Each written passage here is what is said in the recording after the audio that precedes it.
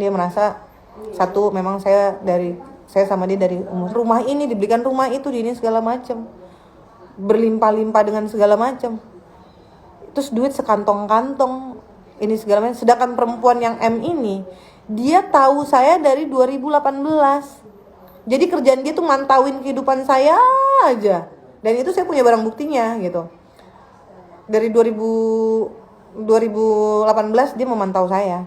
Itu jahat banget gitu. Menurut saya itu jahat banget.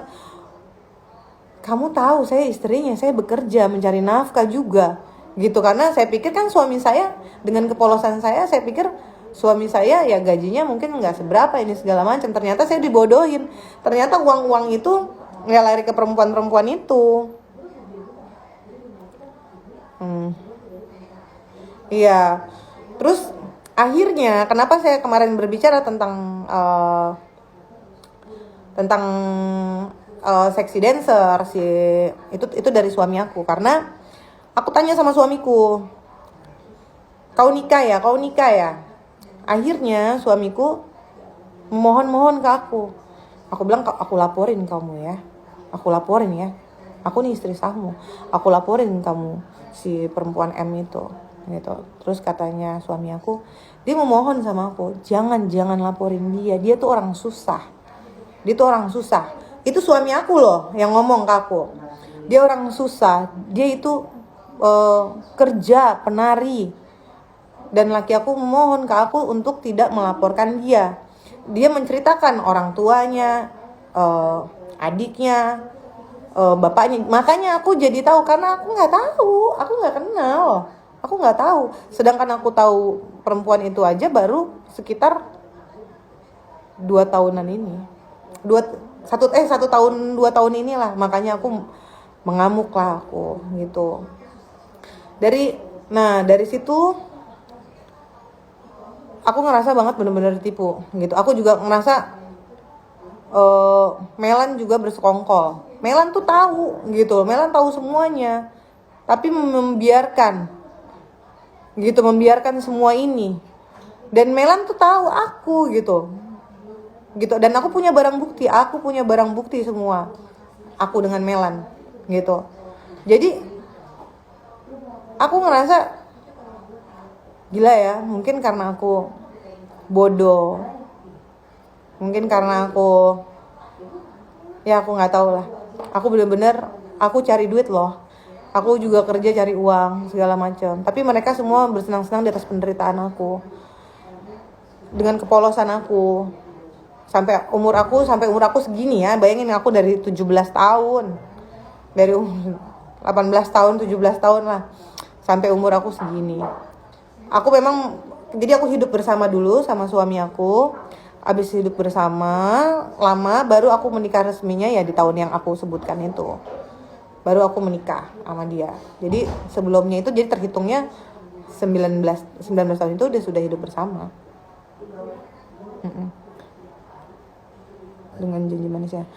Enggak, kalau aku kayak sih sekarang ini yang saya perjuangkan, kenapa saya melapor gitu, karena dia tidak adil kepada saya dan kepada anak saya. Makanya saya pengen memperjuangkan hak-hak saya. Saya pengen cerai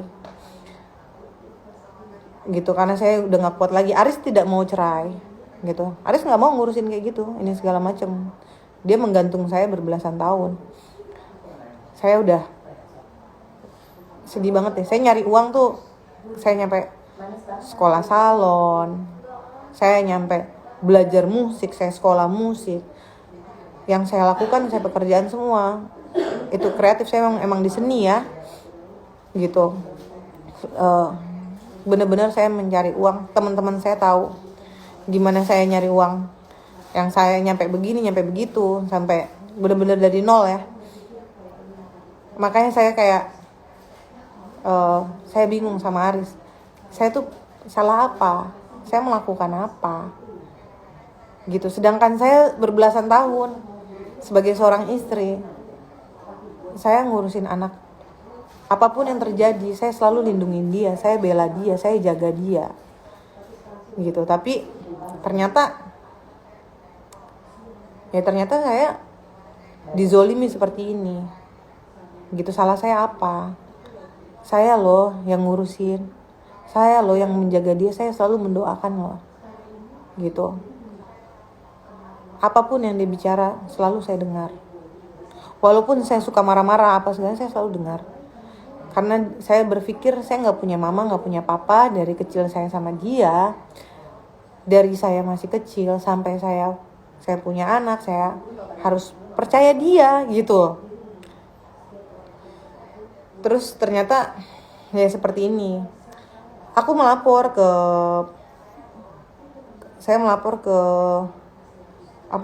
ke Propam tahun 2009. Hasilnya tuh saya nggak tahu, nggak ada. Akhirnya saya melapor lagi di Mabes Polri 2000, karena saya udah kaget ya, udah dinikahin lah, udah nikah nih segala macam. Saya udah nggak kuat lagi, saya nyerah banget. Saya ngelapor juga udah setahun dari Desember, tanggal 22 Desember Propam Mabes Polri tindakannya seperti itu, diperlelet. SP2HP aja itu baru keluar tuh baru sebulan lalu saya dapat SP2HP. Itu juga tidak dapat kiriman surat, tapi hanya melalui telepon, hanya dikirim di foto melalui telepon. Alasannya salah alamat lah segala macam.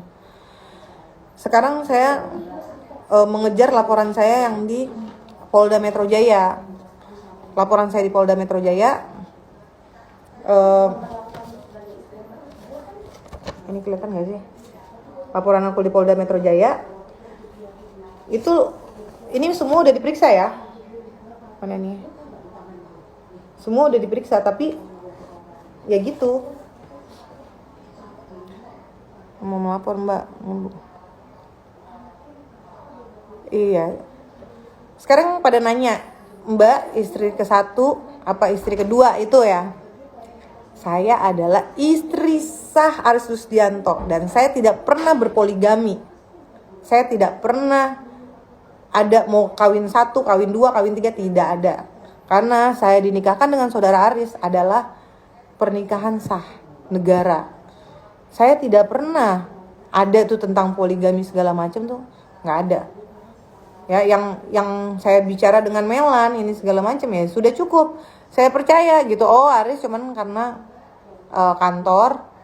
Karena saya bego. Kalau saya pintar saya nggak mungkin gitu, nggak mungkin saya percaya. Karena saya kan nggak ngerti, nggak paham. Tapi oh ini masalah kantor gini-gini. Kamu tenang aja Feby, kamu baik-baik aja Feby, urus anak-anak. Aku yang tanya ini ke depannya kayak gimana? Ke depannya baik-baik aja, semuanya baik-baik aja.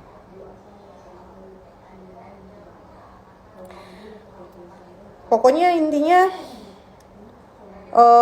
mudah-mudahan semua teman-teman media ya, semua teman-teman bantu laporan aku yang di Polda, semoga cepet naik, cepet gelar perkara. Tinggal gelar perkara aja sih gitu. Tapi gelar perkara ini sudah hampir dari Februari, itu lelet banget. Aku kirim surat ke Polda Sumsel itu dari Januari, itu aja nggak masuk. Kemarin aku hari Sabtu aku sudah diperiksa sama Polda Sumsel, dan Polda Sumsel sudah mendapat semua barang bukti. Aku sudah mengecek ke KUA Jakarta Barat, hasil semua yang punya data Feby semuanya sah gitu, dan Feby adalah istrinya, semuanya real.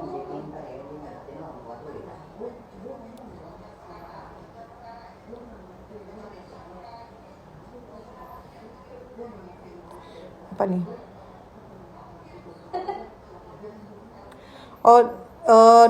Saudara Nurul, aku nggak tahu dia izin apa nih enggak. Cuman yang jelas Nurul menangis-nangis kepada saya. Saudara Nurul, istri yang ketiga itu nangis-nangis kepada saya, memohon berbicara baik-baik sama saya, menangis-nangis minta tolong saya untuk bisa mendengarkan dia dan bisa menerima pembicaraan dia waktu itu pada saat itu. Dan dia sudah menikah, sudah hamil besar, dan dia memohon kepada saya. Saya tadi nggak percaya gitu sama Nurul. Saya juga panik lah, kaget lah. Suami saya hamilin orang gitu, ini segala macam. Karena Nurul menceritakan tentang dirinya dengan kerendahan hatinya, saya mendengar. Dan akhirnya saya waktu itu mencari solusi. mencari solusi yang terbaik. Ya adalah sedikit kita berantem tapi mencari solusi